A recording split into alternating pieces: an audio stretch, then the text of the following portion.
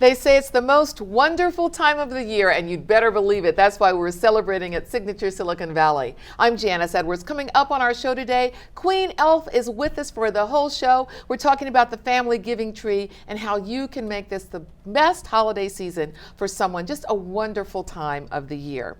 And then, because the holidays aren't always cheerful for everyone, we're talking with Janet Childs from the Center for Living with Dying, a program of the Bill Wilson Center, to talk about how if holidays trigger some sad memories, there are things you can do with loved ones to truly still make this a wonderful time of year. We will also have highlights from our celebration of 5 years of Signature Silicon Valley. That's all coming up next. Join us.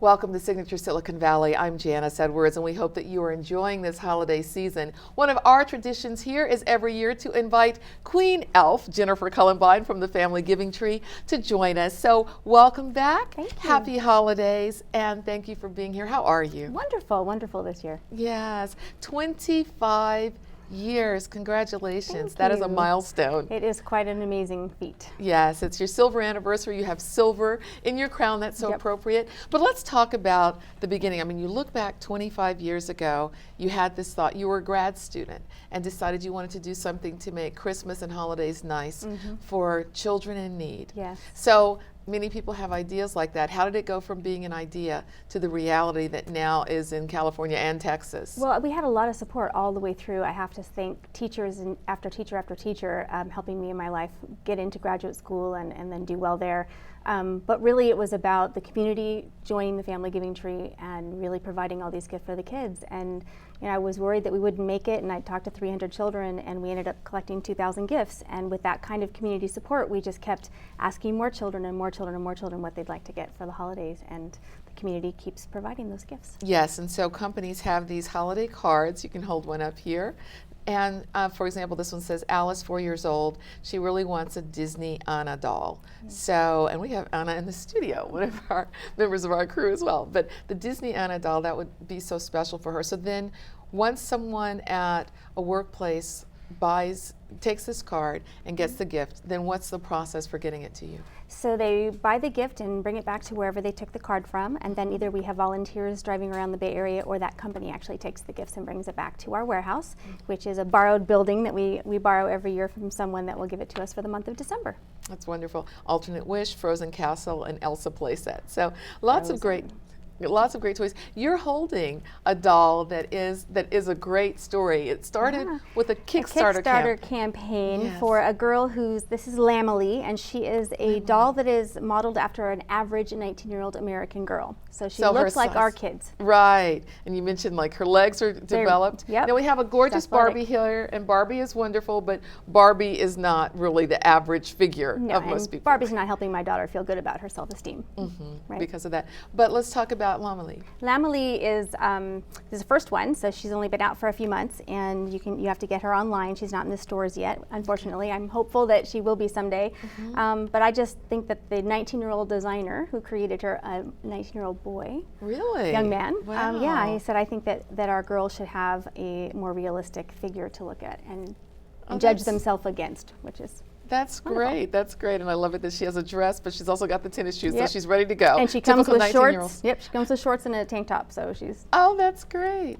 And so he did it with Kickstarter, got the funding. Got the funding to make his first set of Lamely dolls. Wow, that's wonderful. You have a lot of gifts here. Let's talk about some of the ones that are the hot items for this year. Well, most years dolls and trucks and remote control cars are at the top of the list. And this year, for the first time in 25 years, Legos became the #1 gift. Really? #1. Legos are so much fun. And they got really smart. They made them in pink for girls. And not all girls want pink Legos, but they are now marketing to girls. And so it's a building toy. It activates all kinds of centers in your brain that help us develop and grow into great kids. And very much learning toys for for Lego, so we're really thrilled That about is that. very cool. I know that's what I love about what you have too. A lot of them are just fun, but beyond that, there's a lesson in Lomeli. They're the Lego toys and building. Now, one of the things you also do is, in addition to the gifts for children, you have some people that there is a card for a woman who doesn't have a home. Yes. And she has a special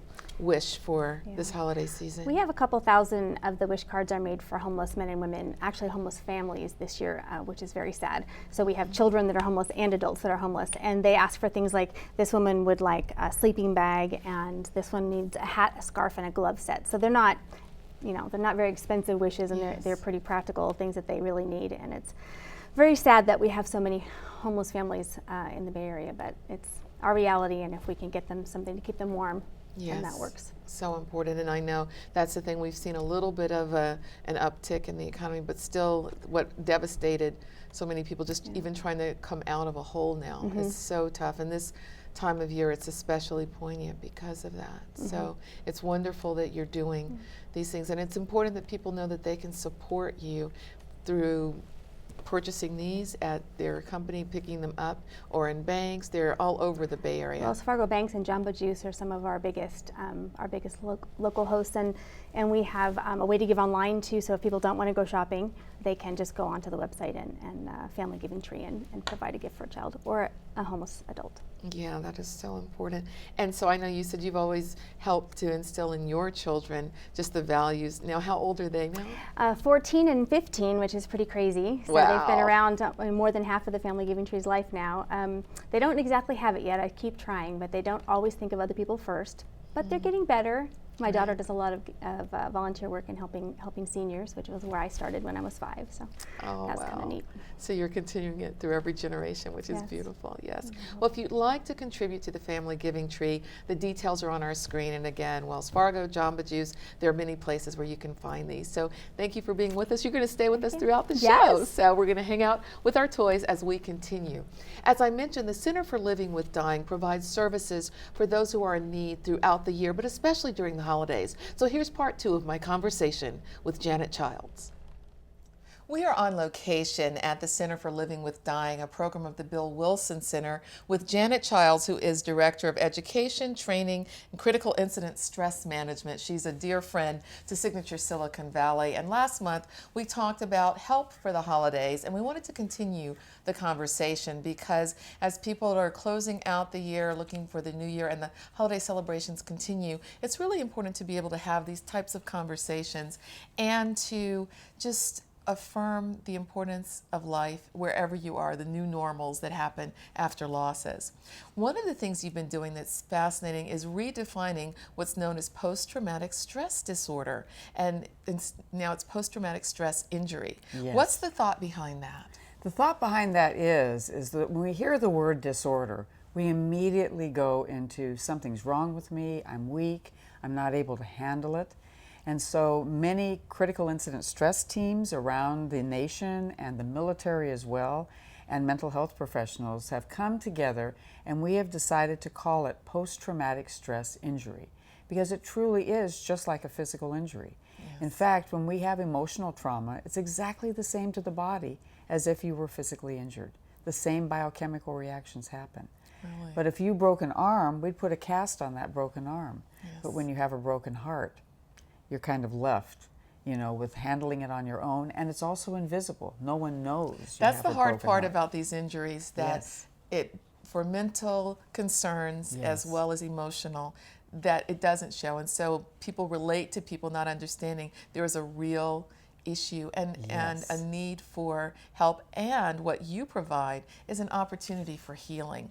So what other programs or steps are important if someone is dealing with this? And I guess we should take a step back, though. A lot of us know what post-traumatic stress injury is, but you explained a little bit. It could be with a veteran. It could be someone who suffered a childhood trauma. Right. It can be something from an injury. A lot of athletes with concussions are dealing with that. So when that's happening and life is not quite the same, what are some of the important steps for people to take to have as much balance as possible?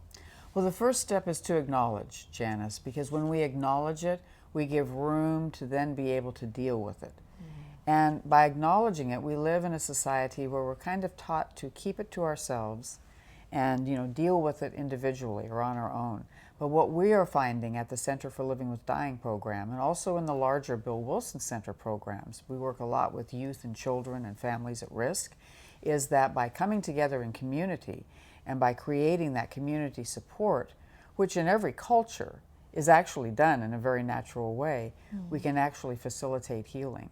So the first thing is to acknowledge. Then we need to express. We need to express the details of our stress, whether that's through talking, writing, in a safe environment. And the key word is creating safety. And that's what we do with our groups and also our individual support, is we work for as long as the need exists, and we have group support for people that are going through grief and loss. We have our Healing Heart Youth Program, which is a great program for littles, middles, and teens. You can be in your own age group with other grieving children and youth, and you get a sense of normalcy, a sense of community as you're building your new normal.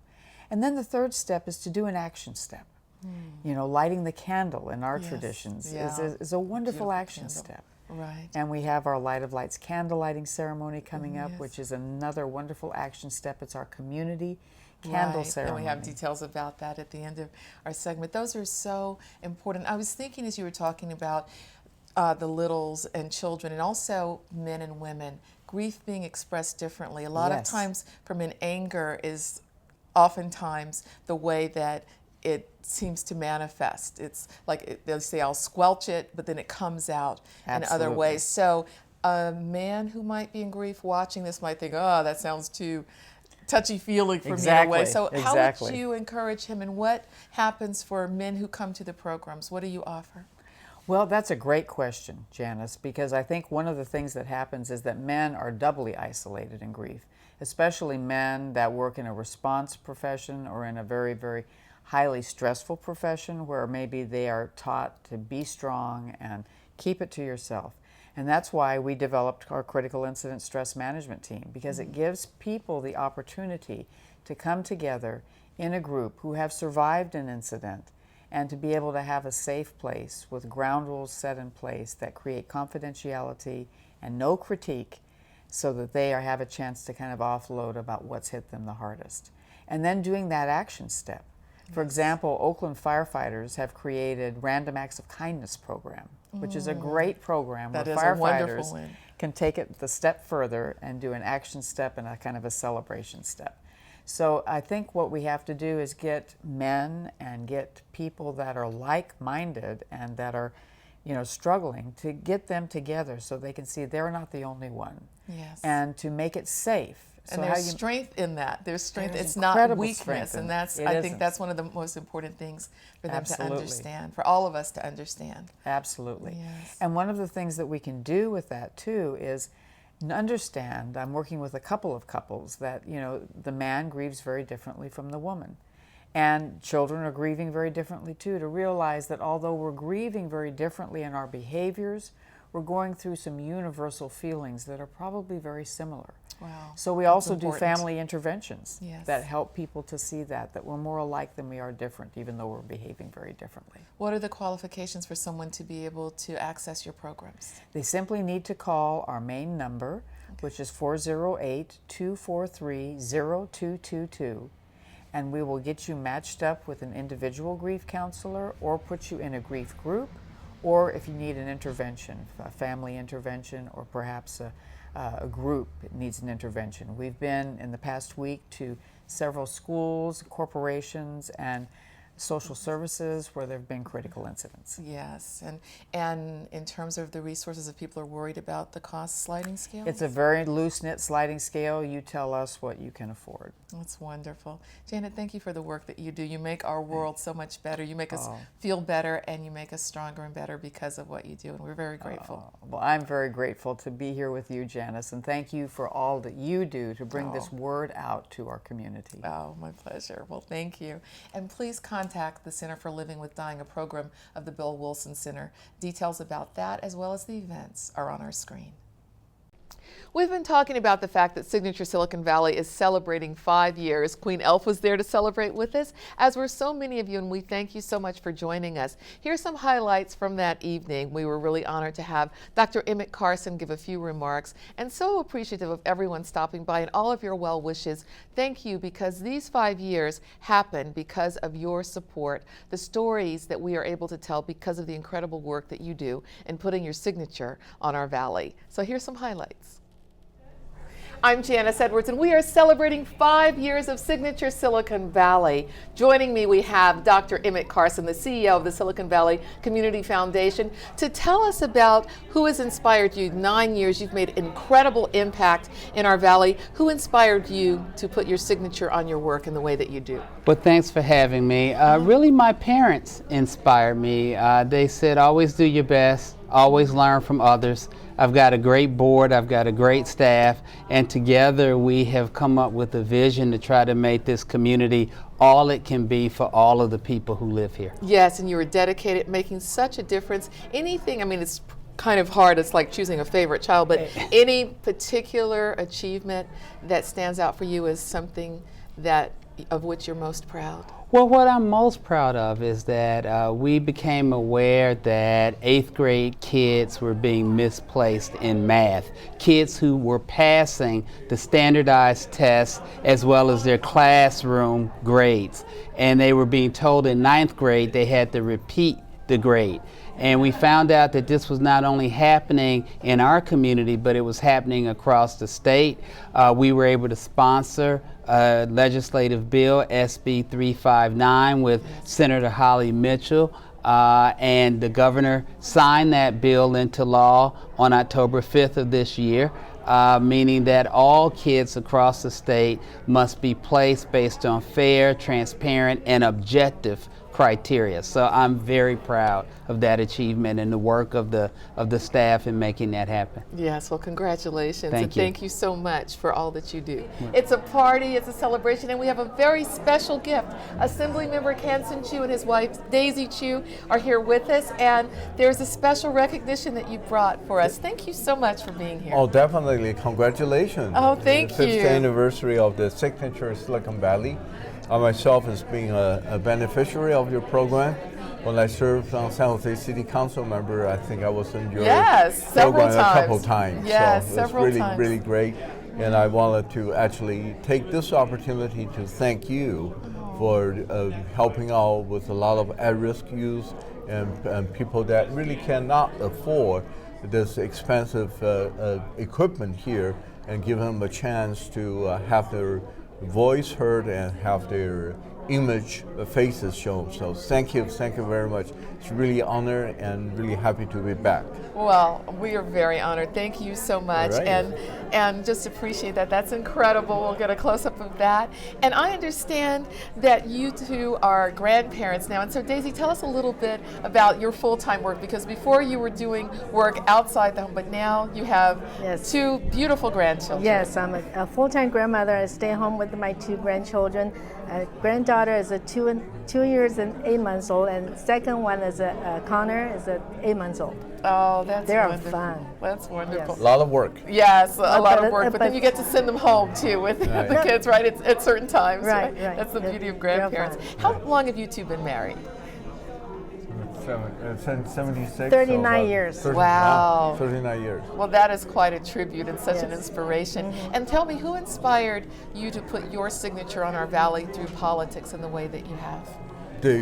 Well, I came to the United States as a graduate student, and after I finished my master's degree, I worked at IBM for 18 years, and was a rare opportunity. Daisy and we started a Chinese restaurant, and then through the restaurant, I get to know a lot of people, movers and the shakers of the vast Silicon Valley. And then they talk, kind of started me in some nonprofit organizations. I was on the board of YMCA, and I worked with autism children. I was on the county mental health board. So it's really an involving process.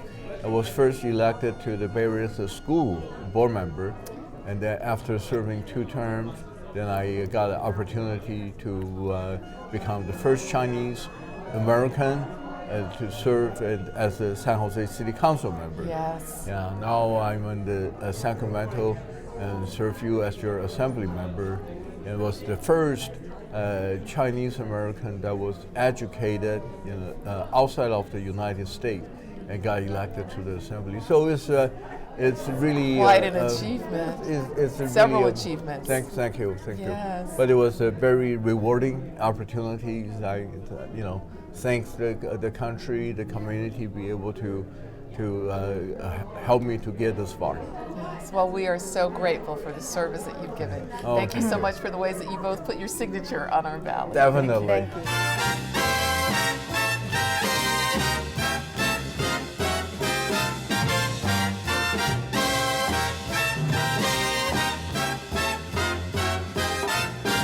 She gets too hungry for dinner at 8.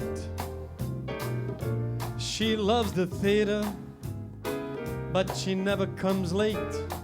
I never bother with people that I hate. That's why this chick is a tramp. Doesn't like dice games with barons and earls. I won't go to Harlem with diamonds and pearls. And I definitely won't dish out the dirt with the rest of the girls.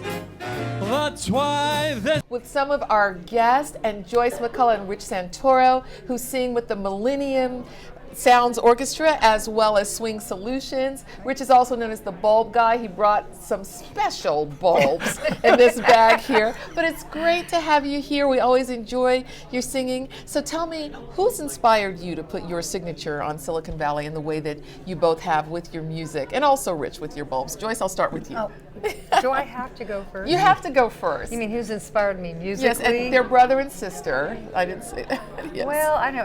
I think my inspiration has changed over the years. Okay. I started out as a rock singer. Now I sing jazz. So I have to say now I'm inspired by a lot of the jazz singers of the 40s and 50s, especially the 50s. I like 50s like Dinah Washington and Anita O'Day. Oh, yes. Trying to think, Nancy Wilson. So I'm really striving to kind of capture that 50s sound in my singing at the present moment. Well, you do that very well. You go to that. Rich, how about you? Inspiration for putting your signature on our valley? Well, Sinatra, Tony Bennett, the guys that did the standards,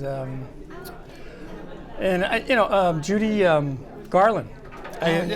She's very inspirational. She sings right from the gut, and that she's. When I look at her and her vulnerability, that's the kind of singer I want to be. Sing from your gut, from the feeling. She's such a great entertainer too. Yeah, Yes, She's an amazing entertainer. say the least. We just saw Tony Bennett and Lady Gaga about 2 months ago. Oh, wow. That's a great show, I've heard. A great show. Yeah, amazing show. that he can still belt it out and hit some of those notes. And I have to say, I was very impressed with her also, because she's known to be, do her own, top 40 thing and whatever songs that she did before that. But she's an amazing singer. I think she's like the new. I don't know what to call her, but I was very impressed by her. Oh, that's great. Wife in Central Park Lane. She goes to the opera and stays wide awake. That's why the lady is a tramp. She loves that green grass under her shoes. What can I lose? 'Cause I'm no dope. It's so. I'm all alone. To have Dr. Joseph Bryant back with us. He is the National Director of the Push Sports and also co-director of Push Tech. Those are some of his many titles. Also Calvary Baptist Church, and you do so much in our community that makes such an incredible difference. So That's I nice want of you. to. Oh, it's so true. I want to ask you about putting your signature on our valley and what inspires that work. But of course, your work goes far beyond the valley. But what inspires you? Janice, first of all, congratulations. It's just exciting to see the wonderful work that you're doing here in the Valley. You make such a difference, and I don't even think you are aware of the kind of impact that you're having. It really is significant, and so I'm just honored to be a part of what you're doing and how you're really putting a new footprint in this space, because you're allowing voices to be heard that would normally not be heard. So thank you for being such a wonderful inspiration in that regard. Thank you. It's been an honor really to work alongside Reverend Jackson all the years I've worked with him, but particularly past couple of years we've been involved with the Silicon Valley Project, the resurrection of the work he did. He actually started back in the late 90s, early 2000s, and did some meetings then with the late Steve Jobs and Bill Gates, and first got connected with the Valley at that time. But in the past 2 years we've been able to take a different approach, and it's been very meaningful, significant, impactful. The movement has really taken off. The diversity and inclusion conversation is going on all over the world, and everywhere I go around the country, I'm meeting people that are more sensitive to that reality and the need of expansion of the table, so to speak. And so here in the Valley, because so much happens here that changes the world, so much in technology, so much about the impact of the industry happens right here, just being a part of this space really is meaningful to me. And so I'm just enjoying the ride that it had been ignited now by Reverend Jackson, but so many companies, so many small groups, so many community organizations, churches, faith communities, city councils, Chamber of Commerce, just connecting with so many different entities here has been a real joy. Yes, well, you're doing such an incredible job, and the agreement with Intel that was brokered and so many others now. What are your hopes? We're celebrating 5 years, so let's project 5 years forward, because that's when the Intel agreement in terms of diversity is supposed to be fully recognized and other things. What do you hope to see in the Valley that will be different 5 years from now because of the work that you're doing? That's a great question, and Push Tech 2020, our official moniker for what we're doing now, this initiative that we're a part of, Intel gave us the inspiration to really put a marker on that window, just the idea of saying we don't want to just see change, we want to have some measurable timeline and timetable with it. And so several other companies are doing the same. They're doing 2020 as their goal to increase diversity on their boards, increase diversity in the workforce, increase diversity in many of their pipeline opportunities that a lot of people of color, a lot of minorities have not been accessing for whatever reasons, whether it be lack of information, lack of opportunity. We want to make sure that the doors are open and that the fluid interchange of ideas and resource and creativity is happening. And so numerically, I guess because data runs the industry, we want to see numeric growth, and Intel is really taking such an enormous step in making that a reality, not just in their investment, but also in how they assess their own internal progress. The CEO, Brian Krasanich, has put numbers and numeric value on the growth of their own industry, and departments and management teams are all, linked into the idea that if you don't grow, diversity numbers and expand your departments, then you're not going to be, significant in this space. And so if every organization, every, community group, every, obviously the tech companies, the big boys, began to look at things that way, and several of them are, but to be able to have measurable numbers that really make a difference, I think that would be fantastic. And just to be able to see that within 5 years, that the tech industry here in the Valley looks more like the consumers that enjoy tech all day, every day of our lives now. Yes. Well, thank you so much. It's my pleasure. Thank you, Janice. You're Thank awesome. You. Congratulations again. Thank you. All Thank right. you very much, God bless. Dr. Brent. Glad to have you. Jennifer, I'm so glad that you were with us. Thank you so much for the joy that you bring, the toys that you bring, and all that you do with putting your signature on our Valley and in the hearts and minds of so many, especially during the holiday season. Thanks for joining us. Again, if you'd like to contact the Family Giving Tree, details are once more on our screen. And that's our show. I'm Janice Edwards. Thank you for putting your signature on our Valley. Thank you for all that you contribute. We hope that this holiday season will be a wonderful one for you, and that your spirits will be just enlivened and encouraged by all that you see and the people you love. Thanks again for joining us. We look forward to seeing you next year.